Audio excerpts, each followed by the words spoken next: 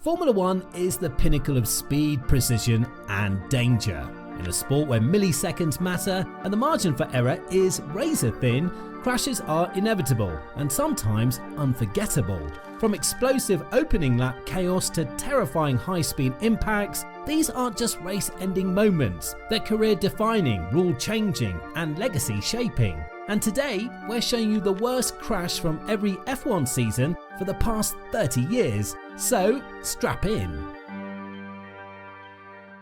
In Adelaide 1995, Mika Hakkinen suffered one of F1's most terrifying accidents. His McLaren MP4 10C experienced a sudden left rear puncture during qualifying, sending him into an uncontrollable spin. The car struck a curb, launched airborne, and slammed into the tyre barriers at a devastating 200 km/h. The impact was so violent that Hakkinen required immediate life-saving treatment trackside. What started as a promising weekend for the Flying Finn, who was among the favourites after finishing runner-up in Japan, turned into a fight for survival that would become one of Formula One's most sobering moments.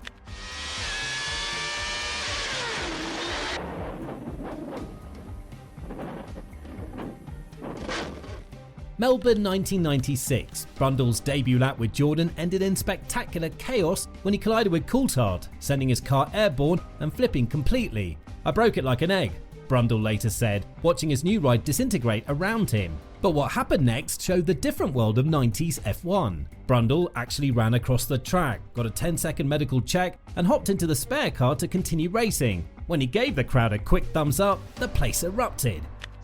Down into third and fourth position goes David Hill in. Wow, that's one of the Jordans. This is what we feared at this corner, and that looks very nasty indeed.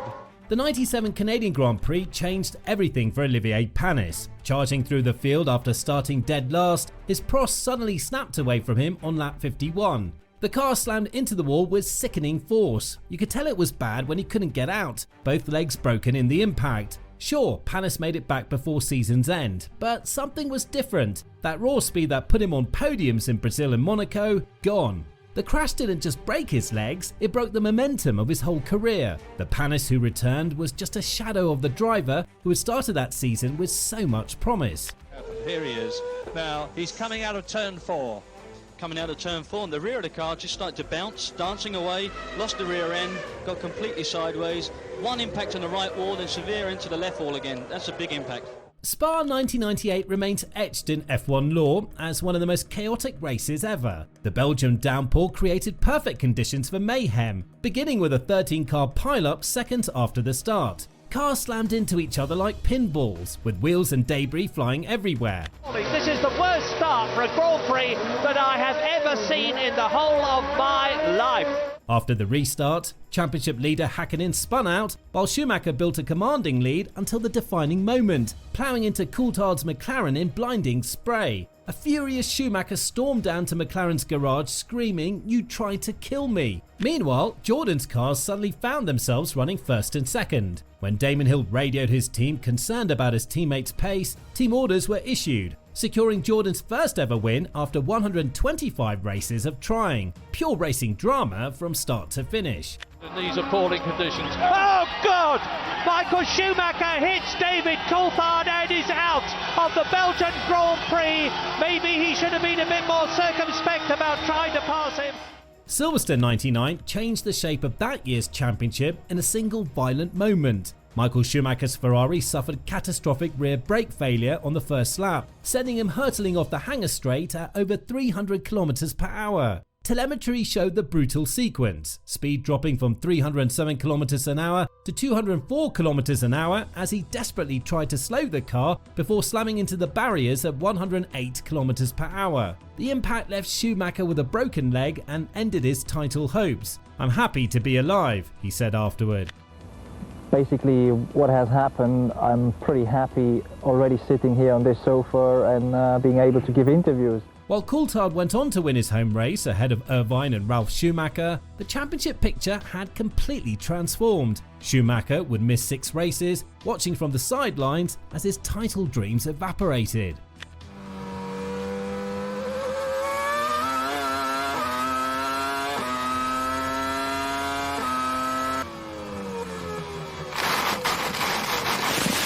The 2000 Austrian GP kicked off with pure mayhem in turn 1. Zonta completely botched his braking and ploughed straight into the back of Schumacher's Ferrari, spinning the championship leader into instant retirement. At the same time, Diniz was desperately trying to avoid Verstappen ahead, lost it completely and collected Paul Fisichella at about 120 miles per hour. Cars were spinning everywhere. Trulli smacked into Barrichello's rear, forcing him onto the gravel. Within seconds, 4 top drivers were out, debris was scattered across the track and the safety car was scrambling out while marshals rushed to clear the wreckage. One corner had just changed the entire championship picture.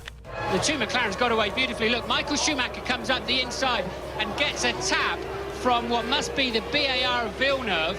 And Schumacher pushed out of the first corner. Zonta, we think, actually ran into him. It was Zonta, yeah. Yes. Spa 2001 changed Burti's life in an instant.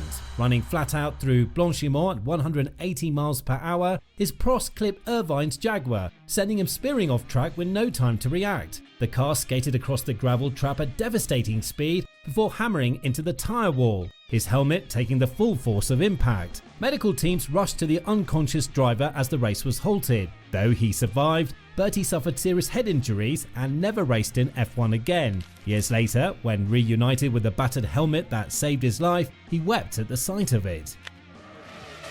Burti, Irvine, den kann nicht halten! Ah! Böser Unfall! Watching Ralf Schumacher's Williams take flight in Australia 2002 still makes your jaw drop. As the pack thundered toward turn 1, Barrichello's Ferrari suddenly braked earlier than Ralf expected. With nowhere to go, Schumacher's car ramped straight up the back of Barrichello's machine, launching into a terrifying vertical trajectory. The impact forced Barrichello's head down into the cockpit. This was before hands devices were mandatory. Behind them, pure chaos erupted as 6 more cars were caught in the chain reaction, with Button's Renault briefly catching fire. Despite the massive carnage, race director Charlie Whiting kept the race going under safety car, turning what should have been a 22-car field into just 13 survivors in the blink of an eye. Ralf Schumacher challenges Barrichello. Michael Schumacher's got a poor start, but Ralf is motoring into second place, and he hits Ruben Barrichello. Huge accident! Oh my goodness! Ruben's rear wings off. There goes Ralf Schumacher. The 2003 Brazilian Grand Prix at Interlagos turned chaotic right from the start. In torrential rain with cars aquaplaning everywhere, disaster struck midway through the race. Mark Webber lost control on the main straight, his Jaguar disintegrating into a wheel-less wreck that scattered debris across the track. Is that in the pit straight? It is in the pit straight, and it will be an enormous accident then, because that's something like 150 miles an hour. Moments later, Fernando Alonso's Renault smashed into one of Webber's unseen tyres at full speed, catapulting him into the tyre wall with sickening force. The impact was so violent that Alonso was rushed to Sao Paulo's St. Louis hospital with injuries to his knee, thigh and elbow. The impact was massive. Despite being hospitalised, the 21-year-old somehow ended up on the podium after race officials sorted through the carnage. It'll go back one lap. So Martin, I have to interrupt you because the Jordan team are bouncing up and down in the pit lane. We're looking at the images there of that incident of Alonso. Debris all over the track. As far as the Jordan team are concerned, this race is over and they have won it. The 2004 US Grand Prix at Indianapolis foreshadowed the infamous 2005 tyre debacle in the worst possible way. Ferrari dominated as usual, but the real story was what happened on the banking. Ralf Schumacher's Williams suddenly went from race car to unguided missile when his Michelin tyre exploded at top speed into the final corner. The Williams slammed violently into the concrete wall, the impact so severe that despite walking away from the wreckage, Schumacher would be sidelined for the next 6 races with serious injuries. The crash wasn't isolated. Fernando Alonso had suffered his own tyre failure moments earlier on the main straight. 2 frightening blowouts from the same manufacturer on the same section of track, and Michelin clearly hadn't learned their lesson. 1 year later, they'd withdraw all their teams from the race. he's lost it early on, and yeah, that's a heavy impact, and worse than that, it was at 90 degrees. He's now, I believe he is moving now. The 2005 Hungarian Grand Prix had barely begun when Christian Klein's race ended in spectacular fashion. As the pack squeezed through the first corner, Klein and Villeneuve found themselves fighting for the same piece of track. Their wheels touched at high speed, launching Klein's Red Bull into a heart-stopping barrel roll. The car tumbled violently through the air, rotating completely, before mercifully landing right up on the runoff area. Incredibly, Klein walked away completely unharmed from what could have been a far worse accident. But Red Bull's nightmare start wasn't over. Moments later, teammate Coulthard hit debris from Alonso's damaged front wing, destroying his suspension and ending both team cars' races before they even completed a single lap. Here it is again then. You can see he gets down the inside of Ralf Schumacher, and that was the problem. The 2006 US Grand Prix at Indianapolis turned into Demolition Derby, seconds after the green flag.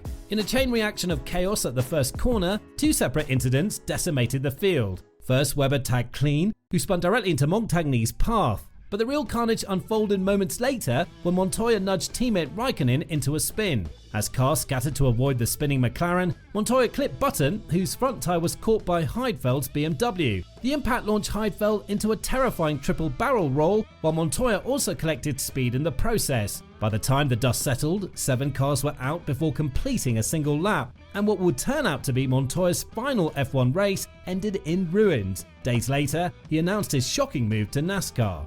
Montoya's going to tag the back of his teammate right now, put him into a spin. He collects Heidfeld. Heidfeld goes rolling, Button spins around, and Scott Speed gets caught up in the aftermath. In one of F1's most frightening crashes, Heikki Kovalainen had a miraculous escape at the 2008 Spanish Grand Prix. Racing at full speed through Barcelona's high-speed turn 3, Kovalainen's McLaren suddenly snapped left when his front tyre catastrophically failed at around 150 miles per hour. Completely helpless, the Finn ploughed headfirst into the tyre barrier, burying the front half of his car completely out of sight. The impact was so violent that the front end of the monocoque was completely ripped off. De la voiture, ça c'est incroyable, hein. Hop là, voilà. Ah oui, il est pris avant gauche. Oh là là.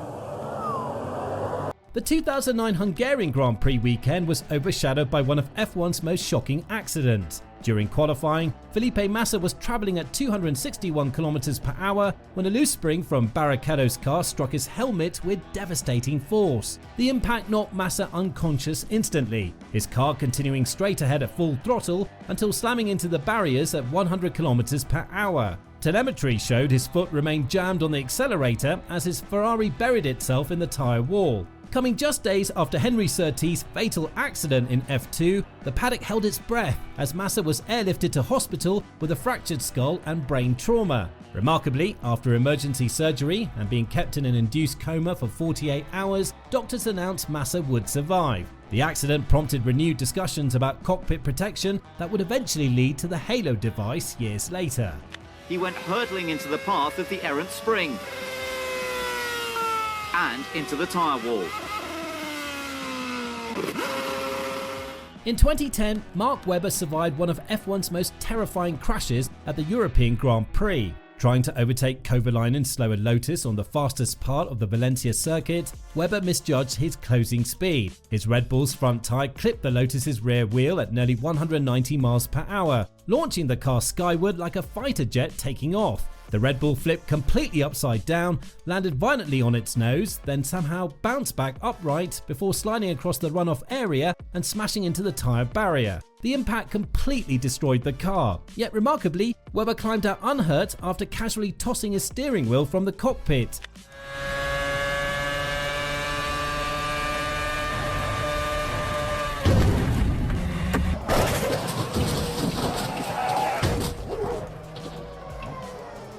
In one of 2011's most disturbing crashes, young Sergio Perez nearly lost his life in Monaco qualifying. Exiting the notorious tunnel at 175 miles per hour, Perez's Sauber suddenly veered right and slammed into the barrier at full speed. The impact was so violent, it sent his car skidding across the track before slamming into the tyre wall. Racing stopped for nearly 40 minutes as medical teams carefully extracted him from the mangled wreckage.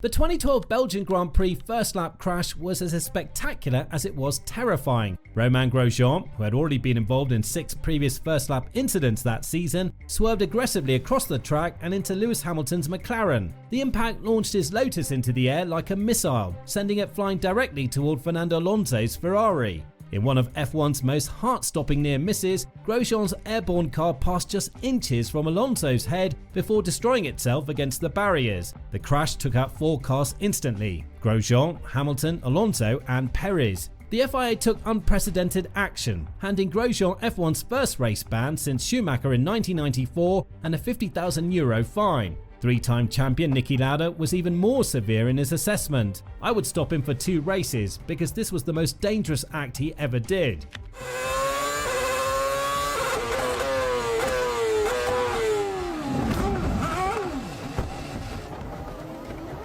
Monaco 2013 turned into a wreckfest, with Pastor Maldonado's crash taking centre stage. Racing through the tight Debacle corner, Chilton clipped Maldonado's Williams, sending him headfirst into the barriers at full speed. The impact was brutal, destroying not just the car, but ripping the barrier loose onto the track. The race had to be stopped while they cleared the mess. Somehow, Maldonado walked away unhurt, though Williams' deputy boss, Claire Williams, admitted he was shaken by the violence of the crash. Chilton got slapped with a drive-through penalty for causing it all.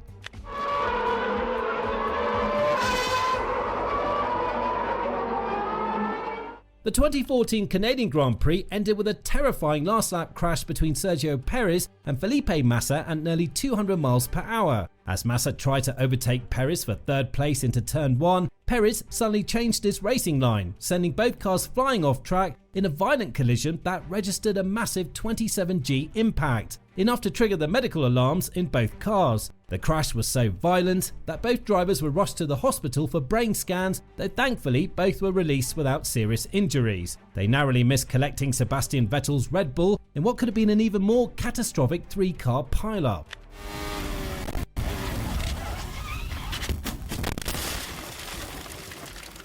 The 2015 Monaco Grand Prix featured one of the most spectacular crashes of the season when 17-year-old Max Verstappen slammed into the back of Romain Grosjean at high speed. The impact was massive, registering a brutal 30G force that sent Verstappen's Toro Rosso straight into the barriers. Without a doubt, it was my biggest crash, Verstappen admitted. The aftermath got heated when Verstappen accused Grosjean of brake testing him, while Grosjean fired back by calling the teenage rookie dangerous. Lotus later released data proving their driver hadn't brake tested the Dutchman, and the stewards agreed, slapping Verstappen with 2 penalty points and a 5-place grid penalty for the next race in Canada.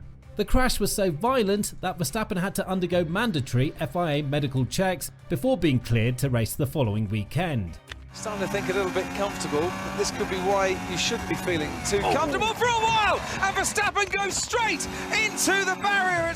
Fernando Alonso's 2016 Australian Grand Prix crash ranks among F1's most terrifying accidents. While trying to pass Esteban Gutierrez at 313 km per hour, Alonso's McLaren clipped the Haas's rear wheel, sending him into an uncontrollable sequence of impacts and flips. First, his car veered left and slammed into the wall with a savage 45G impact that slammed his head against the headrest twice. Then the McLaren began sliding toward the gravel trap, with its left side digging in and launching the car into the air with a 46G force. That's 3,500 kilograms, or 46 times Alonso's body weight, crushing down on him. The car flew through the air for nearly a second, rotating 1.5 times before crashing down with another 20G impact. The McLaren was completely destroyed, yet amazingly, TV viewers worldwide watched as Alonso climbed out of the wreckage under his own power. Later, he posted a photo holding a newspaper with the headline, "Luckiest Man Alive." You are flying and you are bouncing around, and you see the sky, then you see the ground, you see the sky, and you know exactly where you are, and you keep moving, you want to stop. Then the car stopped. I saw a little space to go out, and I said I go out quickly. The 2017 Singapore Grand Prix featured one of F1's most disastrous first-lap crashes in wet conditions. As the lights went out in Formula One's first ever night race in the rain, Ferrari's Kimi Raikkonen made a lightning start from P4, surging alongside Max Verstappen, who was sandwiched between him and pole sitter Sebastian Vettel. With nowhere to go, Verstappen's Red Bull touched wheels with Raikkonen, sending the Ferrari spinning out of control. Raikkonen then slid helplessly into his teammate Vettel's side pod, causing significant damage to both Ferraris. The out-of-control Ferrari continued sliding forward into turn 1, where it collected Verstappen again, who then collided with Fernando Alonso's McLaren. The collision eliminated both Ferraris and Verstappen instantly. This catastrophic 3-car pileup gifted championship rival Lewis Hamilton the lead and ultimately the win, completely transforming the championship battle. The accident marked the first time in Formula One history that both Ferraris were eliminated on the opening lap of a race. Start. Sebastian Vettel will need to cover him off. Kimi Raikkonen on the inside, and he's crashed with Verstappen. He's hit Vettel as well. Raikkonen is out before the first corner, and he's gone into the Red Bull there as well. The 2018 Italian Grand Prix practice session witnessed one of Formula One's most frightening crashes when Marcus Ericsson lost control of his Sauber at a terrifying 220 miles per hour. The Swede's DRS apparently failed to close while braking, causing his car suddenly to veer off track, hit a wall, and then barrel roll 3 times before finally coming to rest right side up. Despite the extreme violence of the crash, Ericsson was able to radio his team with a remarkably calm, "You okay?" "Yeah, I'm okay." Though visibly shaken, he managed to walk away from the wreckage, giving spectators a thumbs up while limping slightly and rubbing his neck. Session suspended, and Paul, there was absolutely nothing he could do. The car just went on under braking, just stepped out from underneath him.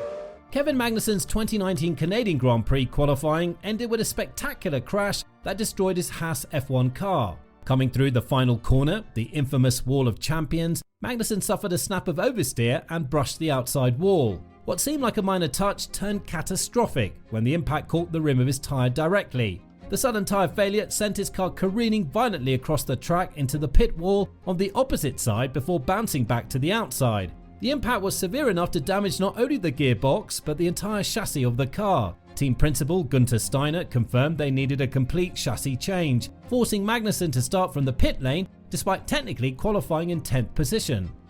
Well, let's just have a look here then. Takes a bit of curb. Oh.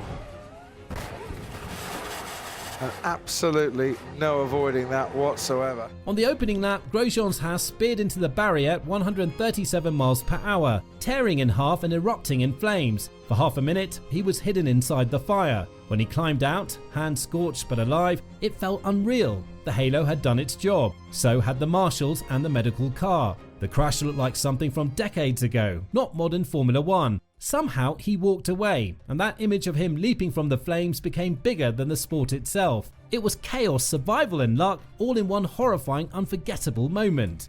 They'd been circling each other all season. On the first lap at Silverstone, it boiled over. Hamilton went for the inside at Copse, Verstappen didn't yield. They touch, and Max went flying into the barrier at 51G. He got out on his own, but the impact was huge. Debate kicked off before the dust had even settled. Was it a racing incident or something else entirely? The crash didn't just shape that weekend, it shifted the tone of the entire championship. No one backed down. That's what made 2021 what it was. Fast, aggressive and deeply personal. So safety car, keep the delta positive. Let us know what you need. Just turned in on me.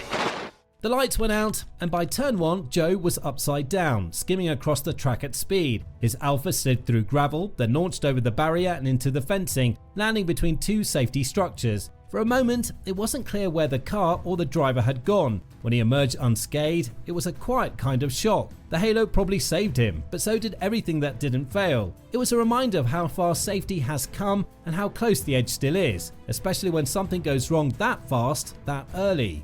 Pushing for a final lap in Q1, Stroll clipped the curb through the final corner and lost control instantly. The car hit the wall hard, nose first, then again on the rear, ripping off the suspension and spinning across the track. It was a heavy one. He got out under his own power, but didn't race that weekend. The crash didn't come from contact, traffic or chaos, just an overstep on a street circuit that punishes everything. In a season where Aston Martin needed clean weekends, this one stopped before it ever started. The barriers.